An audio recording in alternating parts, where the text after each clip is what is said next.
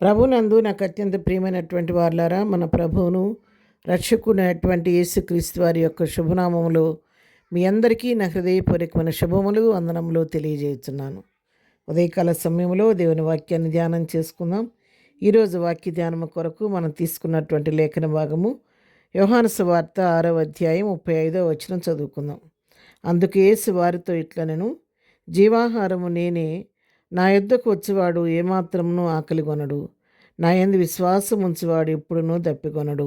Amen. దేవుని నామమునకు మహిమ కలుగును గాక. ఈ వాక్య భాగాన్ని మనం గమనించినట్లయితే ప్రభు అయినటువంటి యేసుక్రీస్తు వారు తను స్వయంగా చెప్పినటువంటి మాటలు, జీవాహారము నేనే, నా యొద్దకు వచ్చేవాడు ఎన్నడూ కూడా మరి ఆకలి కొనడని చెప్పేసి ఏ మాత్రం ఆకలి కొనడని చెప్పి తెలియచేస్తున్నాడు. తను తాను ఇక్కడ ఆహారంగా పోల్చుకుంటున్నాడు. నీ కొరకు నా కొరకు చీల్చబడిన తన శరీరాన్ని మనకు ఆహారంగా దేవుడు ఇక్కడ పోల్చి చెప్తూ ఉన్నాడు. తన ఆహారంగా చెప్పుకుంటున్నాడు. తన నా కొరకు మన కొరకు కార్చినటువంటి ఆ రక్తాన్ని మరి పానీయంగా, మరి జీవజలముగా ప్రభు ఇక్కడ చెప్పుకుంటూ ఉన్నాడు. మరి అంతేకాదు, నా యందు విశ్వాసం ఉంచువాడు ఎప్పుడునూ దప్పికొనడు. దేవుని వాక్యం సెలవిస్తుంది. మరి ప్రభు సమరయ స్త్రీని దర్శించినప్పుడు కూడా మరి సమరయ స్త్రీతో మాట్లాడుతూ సంభాషణ చేసిన తర్వాత ఆమెను దాహం అడుగుతాడు. తర్వాత ఆమె దాహం, యూదులైనటువంటి నీవు మరి సమరయురాలు నన్ను ఎందుకు అడుగుతున్నావు అని చెప్పని అడిగినప్పుడు తర్వాత ప్రభు తాను పరిచయం చేయని ఎవరినో నువ్వు గుర్తిరిగితే ఆ జీవజలం నన్ను అడుగుతావు నువ్వు అని చెప్పి ఆమెను చెప్పినప్పుడు అక్కడ తన గురించి చెప్పుకుంటాడు. అందుకు యేసు 4:13 యోహాను సువార్త. అందుకు యేసు, ఈ నీళ్లు త్రాగు ప్రతివాడును మరలా దప్పికొనును, నేనిచ్చు నీళ్లు త్రాగువాడు ఎప్పుడునూ దప్పికొనడు. నేను వానికిచ్చు నీళ్లు నిత్యజీవమునకే వానిలో ఊరడి నీటి బొగ్గుగా ఉండునని ఆమెతో చెప్పాను.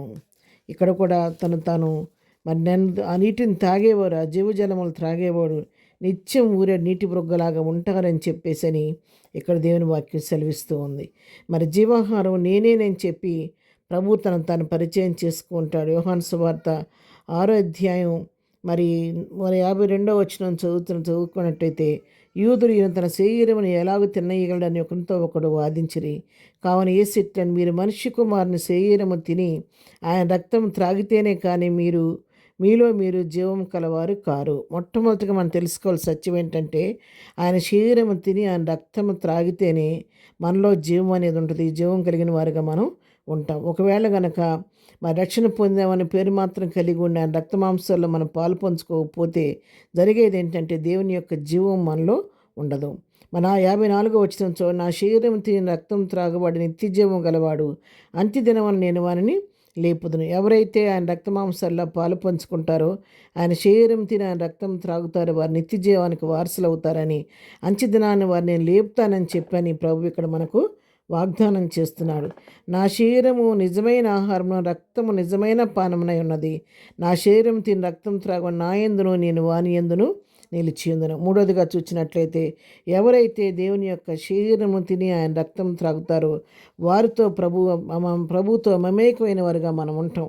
మనలో నేను వాని యందు వాడు నా యందు నిలిచి ఉంటాను. అంటే క్రీస్తుతో కూడా సన్నిహిత సంబంధం కలిగి ఆయనతో ఐక్యమైపోయి ఆయనతో కలిసి జీవించే అనుభవాన్ని ప్రభు మనకు అనుగ్రహిస్తాడు.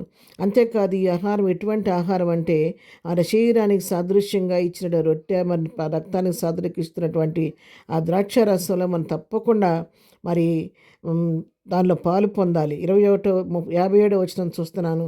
జీవం గల తండ్రి నన్ను పంపిన కనుక నేను తండ్రి మూలంగా జీవించున్నట్టే నన్ను తినివాడును నా మూలంగా జీవించును. ఇదే పరలోకం దిగి వచ్చిన ఆహారం. పితరుల మన్నాను తినియో చనిపోయినట్టు కాదు, ఈ ఆహారం తినివాడు ఎల్లప్పుడూ జీవించడం నిత్యముగా మీతో చెప్పుచున్నాను. నేను పరలోకం నుండి దిగి వచ్చిన ఆహారం ఇదే. మనం పితరులు అయితే మన్నాను తిని చనిపోయారు, కానీ ఇది అలాగ చనిపోయేది కాదు, నిత్యము ఉండేటువంటి జీవాహారం అని చెప్పి ప్రభు తెలియచేస్తున్నాడు. కాబట్టి ఆయన రక్తం త్రాగి ఆయన శరీరం తింటేనే మనం జీవం కలిగిన వారిగా నిత్య జీవానికి వారసులుగా ఉంటాం. కాబట్టి ప్రియులారా, ఈ దినం పునరుద్ధాన దినం దేవుని సన్నిధికి వెళ్తున్నట్టు మీరు ఎవరు కూడా ఈ విషయం నిర్లక్ష్యంగా ఉండొద్దు. కొన్ని సంఘాల్లో ప్రతివారం ఇస్తారు, కొన్ని సంఘాల్లో నెలకు ఒకసారి ఇస్తారు. ఎప్పుడు ఇచ్చినా మిమ్మల్ని పరీక్షించుకొని పరిశుద్ధులుగా ఆయన శరీరాన్ని తినండి. ఆ రక్తాన్ని త్రాగి ఆయన నిత్య రాజ్యానికి వారసులు అవ్వాలని ప్రభు ప్రేమను బట్టి హెచ్చరిస్తున్న మాటలు ముగిస్తున్నాను. ప్రార్థన. ప్రేమ కలిగిన తండ్రి, పరిశుద్ధుడా, ఈ ఉదయకాలం ఈ పునరుద్ధాన దీవులతో నింపండి. ఈ సన్నిధిలో జరుగుతున్న ప్రతి ఒక్క పరిశుద్ధ ప్రభు సంస్కార ఆరాధనలో మీరు తోడుగా నడిపించండి. నిత్య జీవానికి వారసులు మగినట్లుగా నీ శరీరం రక్తం త్రాగడానికి మనం సిద్ధపరచండి, పరిశుద్ధులుగా సిద్ధపరచండి నాయన. నీ వచ్చే వరకు నీ రాజ్యవ్యాప్తి వరకు పాటుపడే కృప మాకు దయచేయండి. ఈ దిన దీవులతో నింపండి. ఈ దినం బర్త్డే మ్యారేజ్ చేసుకోవడం బిడ్డలను దీవించి ఆశీర్దించి ప్రతి వారికి నీ కృప విస్తరింపచేయమని యేసు నామములో ప్రార్థించడి పొందుకొని ఉన్నాము తండ్రి. ఆమెన్. ప్రభు కృప సదాకాలం మనందరికీ తోడై నడిపించును గాక. ఆమెన్.